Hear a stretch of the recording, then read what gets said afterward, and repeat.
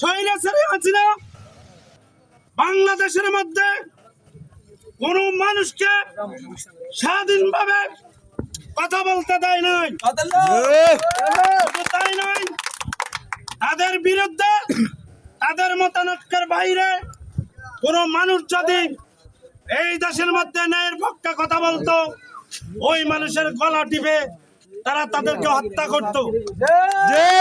তাই নয়, সংগ্রামী সাথী বন্ধুগণ, এই দেশের মধ্যে 16 বছর মানুষ যখন ন্যায়ের কথা বলেছে, তখনই তারা মানুষদেরকে গ্রেফতার করে এমন জায়গার মধ্যে নিয়ে যেত, তার পরিবার আত্মীয় স্বজন তাকে ফিরে পাওয়া পর্যন্ত কোনোদিন জানতো না তাকে কোথায় রাখছে। 5 আগস্ট যখন বাংলাদেশের ছাত্র জনতা